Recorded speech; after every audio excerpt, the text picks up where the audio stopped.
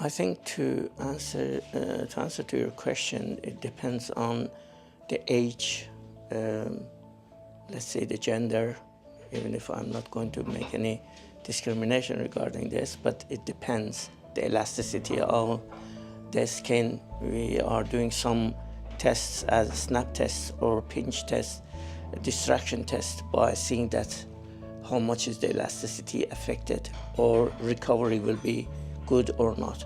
And for sure, functional blepharoplasty is completely different, because person or the patient needs to be remove that skin excess to be able to have a good vision. Otherwise, in the young people, mostly it is about the cosmetic. So again, clinical examination, surgeon decides that what type of the surgery must be done.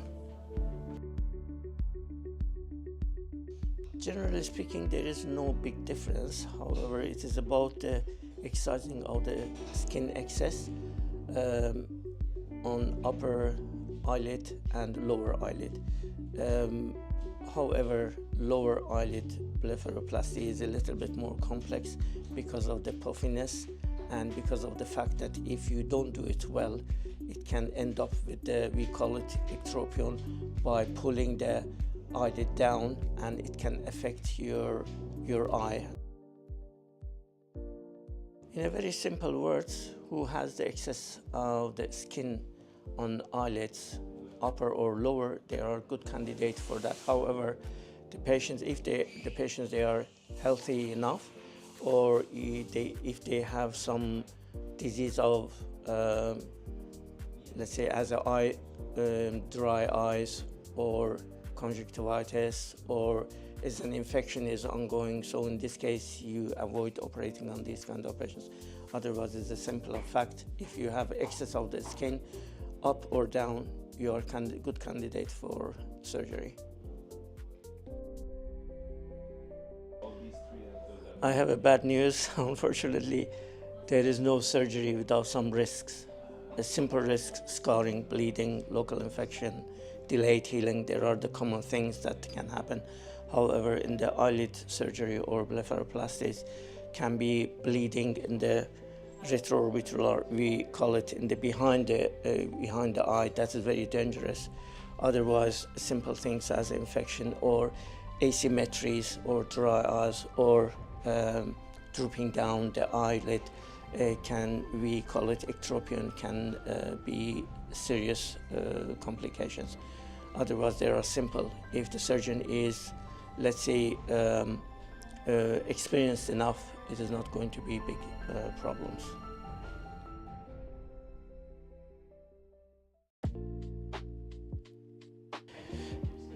For your general information, you have to understand the body has a very good timeline of the healing. The healing is usually between 1 to 2 weeks time. In the eyelid surgery, because of the fact that it is happening on the face and this extremities, it is very easy healing, so it will be more fast. However, we encourage to say that 1 to 2 weeks time to keep it dry and clean the dressings. Usually we are using some tapes called stay strips. They are enough to keep everywhere clean. So in 1 or 2 weeks time, all will be healed up. Sometimes you may need some eye drops, which I never used. So again, if the surgeon is experienced and everything goes smooth, I think that in 1 to 2 weeks time the healing process ends up. However, the final result, it is between 6 months to 1 year. Then you can say that really the outcome is excellent or not.